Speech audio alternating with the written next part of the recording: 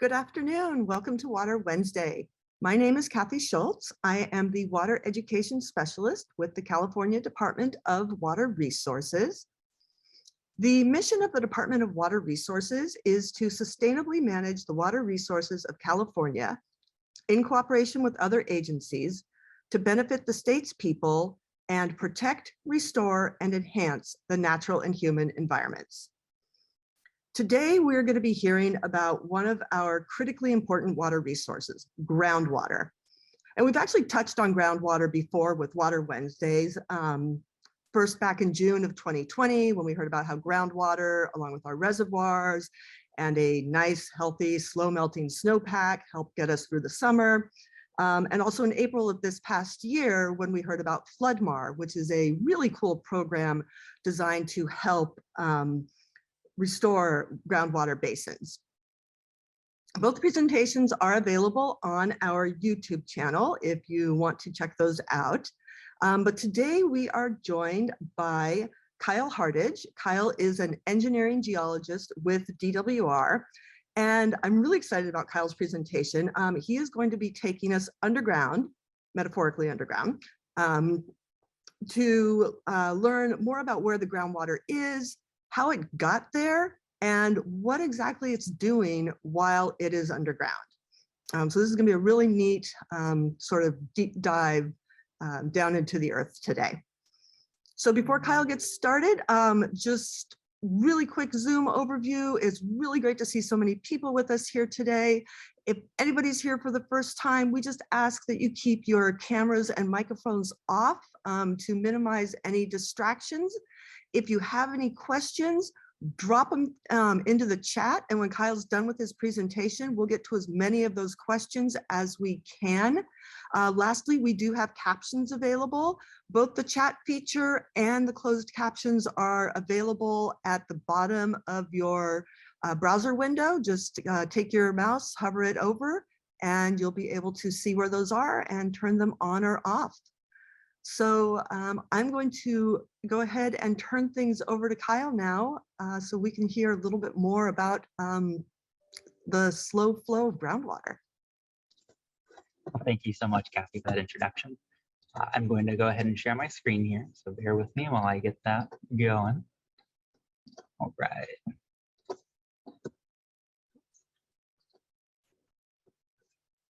Screen, okay. And I need my laser pointer. Very important to have with these talks. So thank you. As Kathy said, we'll be going slow with the flow with the slow, looking at groundwater in different scales of space and time, which is really important if we want to do a good job of managing this critical groundwater resource. So let's start with the scale of groundwater. This is an image of the world's water. And what I really want to draw your attention to is if we take all the water on the world, in the world, and put it in a sphere, that's this large sphere here. That's the oceans, all water volume in the world. There's a smaller sphere next to it, and that is all liquid fresh water. So any river, groundwater, any system where water can flow that's fresh, that's in this smaller sphere. And if I draw your attention to this teeny little dot here, that's what you can actually see. That is every lake, every river, every pond, the surface water. And if you compare this to all liquid water, you can see that groundwater is really the bulk of liquid water that we can actually access and use. So it's unseen, but it's a very large reservoir. And so we really want to ask the question, what is groundwater? And really, where does it come from? So groundwater, we can differentiate this from surface water. Surface water being everything that we see on the surface. This is the Sacramento River here. Every lake, pond, river, or stream is all surface water. Groundwater, however, is water that collects beneath the Earth's surface and flows there as well. It fills the pore spaces, the little gaps that are in between soil, sediment, and rock.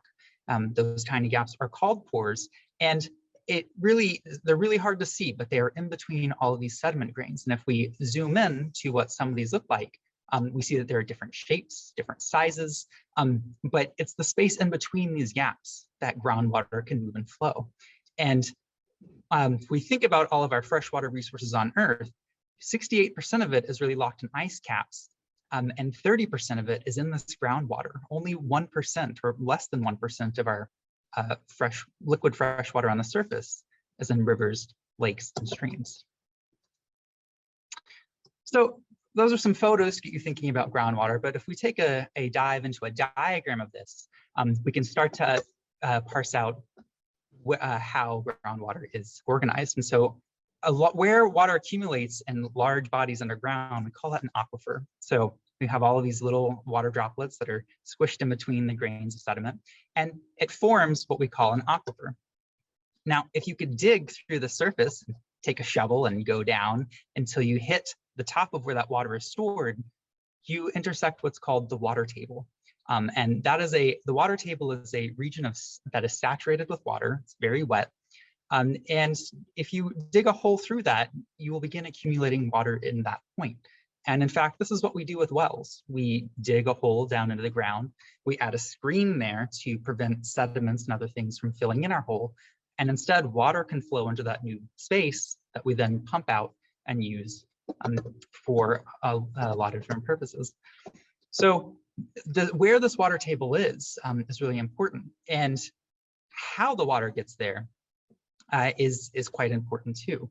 And so that's really going to be one of the major points that we touch on today is how does water get there? And ultimately, it does come from rain, snow, and other precipitation. So that is a key point here, is that groundwater really comes from rain and precipitation from the atmosphere, because it is part of the water cycle. As water evaporates from oceans and forms clouds, which move over land and precipitate as snow and rain, some of that water does run over the surface into rivers and streams, but a large part of it infiltrates into the ground, and it does reach this water table where it can slowly flow to low points and continues part of that cycle. So for groundwater to exist, it really has to come from the atmosphere as a starting point. And that brings up a really good, the next point that I want to talk about is the time scales that are involved here. So groundwater can be young, it can be a few days old from recent rains, but it can also be very, very old. And in fact, if we go back, say 14,000 years when we had an ice sheet over North America, we can start to think about how old this water is, because water that melted from these glaciers at this time did sink into the ground. And in fact, that water is very deep and is thousands of years old. And we even term that fossil water, in part because it has been isolated from the atmosphere for a very long time, but also the processes that created it no longer exist. We no longer have an ice sheet over much of North America that is melting to recharge the groundwater in the system. And similarly, if you look down the Sierra Nevada here on the coast of North America, you see that it also used to be covered in glaciers, which melted and recharged the groundwater. But we no longer have quite as many glaciers to melt and recharge this process. So water can be very old, can be very deep, which brings us to our next point, that it can behave very slow. So how slow is slow? Well, if you look at a model system here that I have, both of, first let's look at the river. River systems tend to flow pretty quickly. And these arrows here show the direction of flow for this river. The colors show some of the speed, but on average, the speed here is about 3 feet per second. That's a pretty good average for river systems. And so if we think about how big that is, and you drop your leaf into a river system, then you have it float down 1 Mississippi. That's about 3 feet per second. So we do that again, you drop in your leaf 1 Mississippi. That's your flow. Groundwater, however, is as little as 1/3 of a foot per day, or for this distance here, is going to be a little over a week to traverse the same distance. So if we wait for that, you can see why we'll be here a little while, and over very long time scales, that's why it takes this groundwater so long to get to deep layers. So it can be a very slow process. And part of the reason for that, if we think about a river system, there aren't really many obstacles here. Water can flow, it can be turbulent, it can move around bridges, around obstacles. In a groundwater system, here also colored with the speed, notice that it's all blue arrows. The arrows are pretty small here, but groundwater has to move around sediment grains, squeeze through voids, try to find its way deeper into the ground. And to move through each of these individual void spaces or pores in the ground is a very slow process.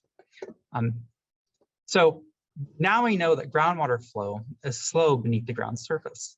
And this diagram really ties this concept together. If we think about our fast river system here on the surface, as well as our sediment grains here in the groundwater system, we can see that some of this deeper groundwater can be centuries or millennia old. It's taken a very long time to percolate through this groundwater system, thousands of years in many cases. Whereas if we are closer to some river systems, you may actually get flow that happens in just a couple of days. And that has to do more with the landscape surface. And we'll come back to that idea. But the key point here is that water tends to move very slowly. And in some cases, what created our initial groundwater reservoirs, like the melting of glaciers, is no longer happening today. So while groundwater does recharge from rain, snow, precipitation, it may not do so in the same volumes as we have in the past, because the process is different. Where the water is coming from is a little bit different. So a next question then is, how does groundwater actually flow? What is driving where this water is moving to? And the key driver here is really the landscape. And so what I want you to show you here, if we think about the Sierra Nevada on Eastern California and the Coast Ranges on the west, it forms what's called a basin. And so a basin, similar to a large bathtub, it's a low point where all of the water can accumulate. It's also full of sediments that create all of our tiny pore spaces. But ultimately, just as surface water will want to flow into this basin, groundwater does the same thing, but flows through the ground on a slower time scale. And we can actually divide basins into what we call subbasins. And here, we do this by taking the low point of the land surface. This happens to be a river that's moving through our Central Valley in this case. And water that's flowing from either the eastern or the western side will very slowly make their way to this river point. And we'll come back to this idea because it's really important. But the idea of a subbasin is that a low point like a river forms a boundary, and groundwater can flow and move to that particular location. And in fact, we divide California into a number of subbasins based on this idea. On the left here, we have a 3D model or map of California showing the Coast Ranges here on the western side and the Sierra Nevada on the east. And we can think of the whole Central Valley a bit like this bathtub, where rain that is moving into the system on the surface will also sink into the ground and form part of the groundwater system. But if you look on the right here, these black lines delineate different boundary edges for these basins about where water can flow. And in fact, a sub-basin of the Central Valley would be the Sacramento basin here, where water is flowing in, moving south towards the Delta. And then the San Joaquin sub-basin, where water is moving to the San Joaquin River and flowing north towards the Delta. And interestingly, there's actually what is called the Tulare Basin or the Tulare Lake Bed in far southern Central Valley. And this actually is a low point where water used to flow just within this basin. It did not actually flow north out to the Delta. And in fact, today, a lot of the water that moves to the system will move to this point. The Tulare Lake Bed has some of the deepest groundwater in California. It can be thousands of feet below the ground surface. So these subbasins are important. They determine where not only some surface water flows, but mainly where groundwater flows. And that determines how we can access it, how deep it may be, and really the characteristics of groundwater in that particular basin. Now, this is related to the topography or the elevation that we see in California, but we can also tie this to a similar idea of the geology, the rock types in California. On the left, you see a map of California basins that are defined in California Bulletin 118. And it shows you where the large groundwater basins are throughout the Central Valley, perhaps the Modoc Plateau in Northern California, and the Mojave Desert. On the right, we see a simplified geologic map. And the colors here broadly reflect different kinds of rock types, different kinds of geology.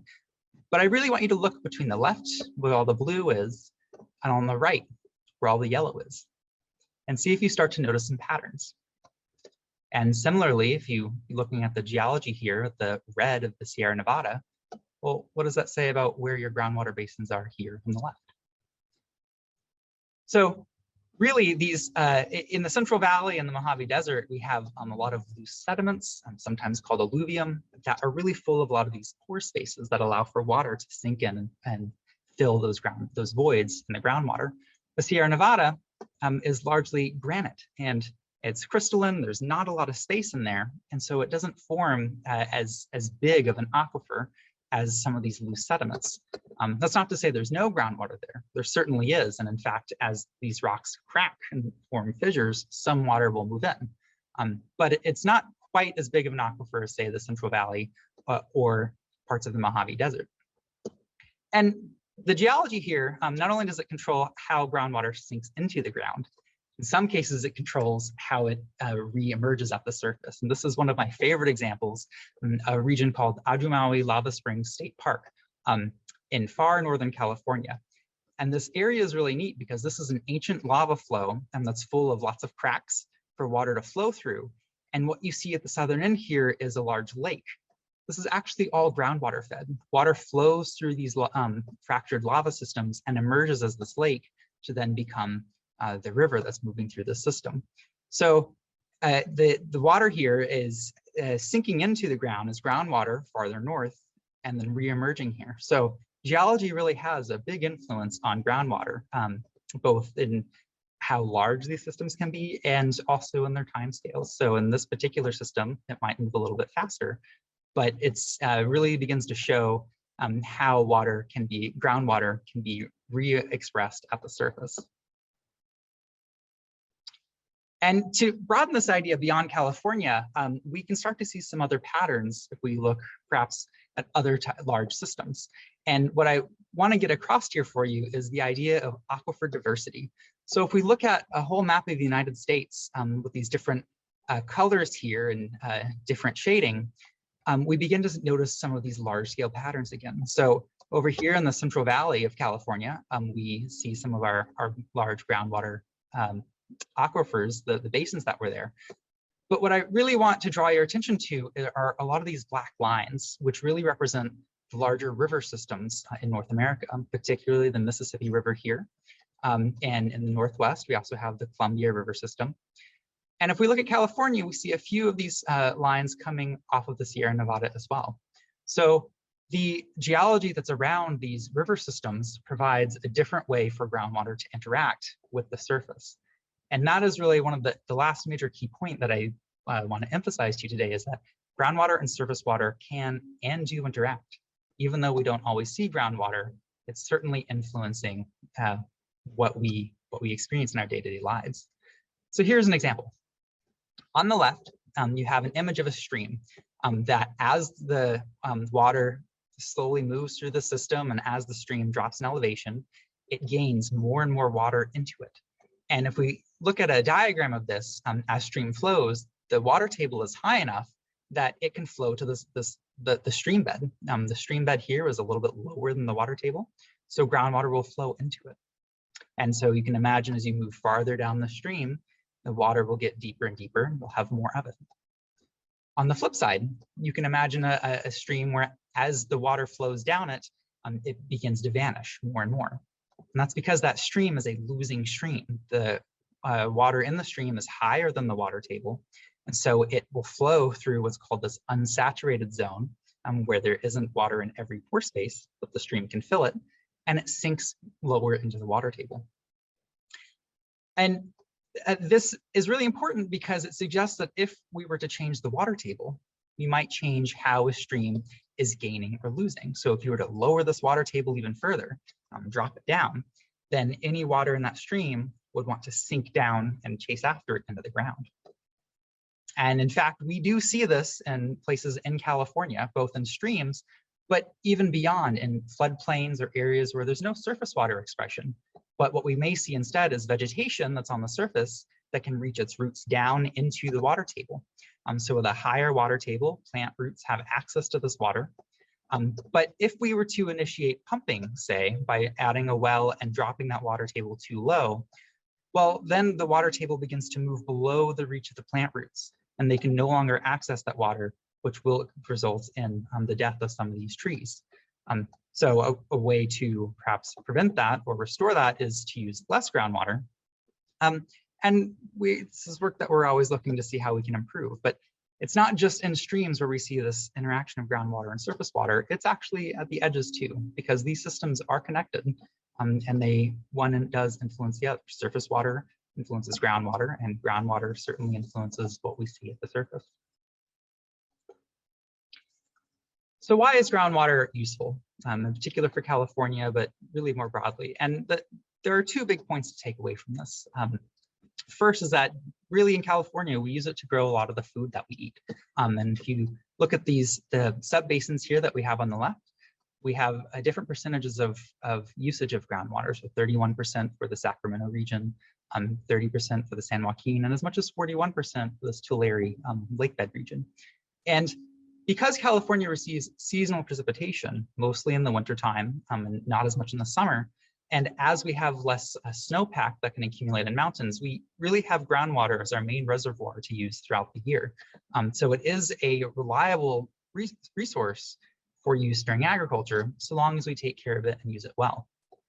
Because remember, if we drop water tables too low, it starts to affect vegetation or other life that we have at the surface. And that's particularly true for wetlands as well. So groundwater, as it interacts with the surface, provides these areas that are highly saturated, which are called wetlands. And it provides habitats for birds as well as insects, other animal life that depend on them. And that's useful in its own right. But in particular, wetlands are very good places to store carbon.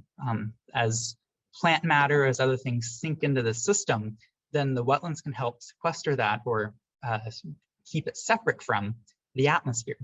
And so in terms of climate change or looking at future ways that we want to limit climate change, wetlands are a really good place to store a lot of this carbon.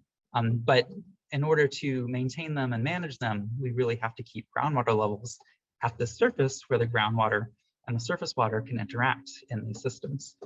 So groundwater is really important for our food sources, but also represents an important tool for some of our climate mitigation strategies. So with that, I want to wrap up by really going over the 3 key points of this talk, that groundwater is water that really fills the gaps of soils and rocks, but it does so very slowly on slow time scales. And groundwater itself really does start as rain and snow, or more broadly, precipitation from the atmosphere. And it can flow into the ground on the scale of a few days to thousands of years. And so that really gets back to that slow process that we talked about. And lastly, groundwater interacts with the surface, and we may not always see it directly. It may not just be a spring that's welling up, as in the case of the Ajumawi State Park that we looked at, but it does influence the vegetation. It influences trees, it influences floodplains, and it certainly influences wetlands. So it's there, even if we don't always see it. And so that's why we really want to work to maintain and manage these resources sustainably. So with that, I'm happy to take any questions, Kathy. All right. Thank you so much, Kyle. So it sounds like, I mean, we've heard a lot this past year about the drought and about water conservation and the importance of it. And we can look at the pictures of our reservoirs and our rivers and we can see how low they are. But with that interaction between groundwater and surface water, it sounds like if people are on a well or something, they still need to be aware and conserving water. Is that correct? Yes, absolutely. And we talked about these water tables that as we pump groundwater can be lowered. And so that is a concern to think about in the long term. So we do want to pay attention to it. But it's not all gloomy, because as long as we manage that water pumping sustainably, remember that water can recharge, so it can come back up. So we're really seeking the balance here between our drawdown and our recharge, so that we really stay in a good, safe level. And speaking of safe, is groundwater clean? Is it usually safe to drink? Usually, yes. So if you ever have questions, I recommend that you check with your local agencies about the water quality of your groundwater. In general, though, groundwater, because this water is moving from the surface and moving through all of these tiny little pores and rocks, it tends to be filtered. It tends to be very old or older, so not much can live in it. And so aside from a few dissolved minerals, some minor salts, it should be safe to drink, but check with your county agencies if you have questions. Okay, so generally there's no small, like microscopic animals or bacteria, things living in the groundwater. Not that would cause harm to us. There may be some bacteria that do exist in groundwater, but by and large, it's not something that really affects us as humans. Okay. I've got a couple questions here about what does DWR do to help with water districts, like local water districts, or help with groundwater management. Can you talk a little bit about that? Yeah, so with groundwater management, Department of Water Resources is helping implement the Sustainable Groundwater Management Act, or SGMA, which you may have heard about. And this act, it's implemented at the local level by local groundwater sustainability agencies. So they're implementing it, but what our job is to help look at the data and really look at the complexity of some of these systems. So I mentioned the interconnected surface water and groundwater in these systems, how slow the water is to recharge through the systems. And we really look at that data and look at the larger scale because we really care about how these large subbasins are really interacting with each other. What we're doing is really making sure that the data is correct, that it's the best available data that exists, and that we're really interpreting it correctly on large scales that really benefit everybody. And in terms of like supplementing dwindling resources like pumping or recharge, can you speak a little bit about that? Yeah, so supplementing a recharge. There are a few methods. Sometimes you may hear about flood managed aquifer recharge. So the idea there is that when we have large floods, because we have a lot of our water come in the wintertime, that we can capture some of those flood waters and put them over large areas where it can percolate into the ground. And so what we're really trying to do is, rather than have all the water simply rip down a stream and move out of the system, if we can slow it down, because groundwater is a slow process, if we can slow it down and help keep it on the landscape, then we can help that sink a little further down into the ground. So that's really one of the big methods that we are looking into for how well that works, and how that can augment our groundwater resources. Great. What about the public? Is there anything that the public, people who are watching today, can do to help with groundwater recharge or maintaining sustainable groundwater basins? Yeah, so there are two ways that we can really think about this, and it's really in terms of how we use water and how we use energy. So the first, when it comes to water, is use it wisely. Use as little as you can for a lot of personal purposes. Maybe you don't always need to water lawns, for example. So we can do what we can to limit the actual water usage. On the other side, it's really about energy, because as I mentioned, we no longer have glaciers or ice sheets that are recharging this groundwater. So there's an element of climate change that does actually come into this. So our energy largely comes from fossil fuels that creates greenhouse gases that warm our atmosphere, which in turn reduces some of the groundwater recharge that we get from precipitation. So turning off lights, using LED bulbs where possible, reducing our energy usage ultimately reduces our greenhouse gas emissions, which can really help reduce climate change, which reduces our impact on the water cycle. So it really is a related system there. All right. We need to wrap up, but there's one more question that just came in, a question about desalinating or maybe otherwise cleaning water and injecting it into aquifer for storages that we might be able to use when we go into future droughts. Is that something that's being looked into? I don't know about specifically injecting it into aquifers, but that would be a possibility. So desalinating water on the coast, where we have the ocean is pretty abundant in terms of a water resource. Being able to desalinate that and move that into managed aquifer recharge, which we talked about earlier, that would be a possibility. What's tricky about that is desalination is really energy intensive. So as we perhaps move to other energy sources that are not carbon intensive, that may be a real path forward in the future for recharging our aquifers. And I think there's a couple local water agencies in the state that are doing that with treated water. Yes, that's pretty common for treated water. So water that comes in that we use, that's called gray water. We will often treat it and then put it into the ground. And part of the reason for that is that, remember, groundwater largely gets filtered by the slow percolation process. So it gives it extra time to make sure that any yummy nutrients or anything that's there gets consumed by microbes, perhaps at the surface, before it sinks in. But yes, that is a practice that we have done with treated water. All right. Well, there's a lot of other questions, but unfortunately we are out of time. Kyle, if people have additional questions, is it possible to contact you, or would you like them to contact me and I can pass them on? Yeah, if they contact you and you let me know, then I'll be happy to answer what I can. All right, great. The easiest way to send in a question, if you have one, is you can email me at education@water.ca.gov. That's easier than trying to remember how to spell my name. So just education@water.ca.gov. And thank you so much, Kyle. This was really, really interesting. And thank you everybody who joins us today on Zoom and on YouTube. If you would like to learn more about groundwater, there's a couple of links. KQED, which is the San Francisco-based NPR, National Public Radio station, has done a groundwater video, which is recommended by Kyle and really good to watch. Our web pages, we also have some information on our website. You can visit our groundwater basics page. And if you're interested in knowing more about how groundwater is, how healthy the basins are where you live, or getting involved with the management of them, you can start off on our programs, our groundwater management programs page, and that'll take you to lots of different links. And if you have kids or you work with kids, we always encourage you to visit our education websites. Water.ca.gov/education has links to a number of vetted resources where you can learn more about groundwater, as well as all sorts of other water topics. And our education materials website has free worksheets and handouts and a really beautiful groundwater map that you can use with your kids or your students. Lastly, we encourage you to stay abreast of everything that's going on by following us on social media. We are on Facebook, we're on Instagram, we are on Twitter, and we are on YouTube.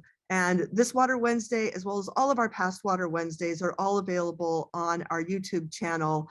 You just look for the Water Wednesday playlist. So again, I want to say thank you to everybody who joined us, and thanks to Kyle. This wraps up Water Wednesday for 2021, and we actually don't have a return date for 2022. We're going to be shifting some time to some other projects. But so I wanted to take this opportunity to say thank you again to everybody who's helped make this possible. We've had roughly 50 speakers over the past year and a half who have given their time to doing this. Everybody who's joined us to watch the presentations.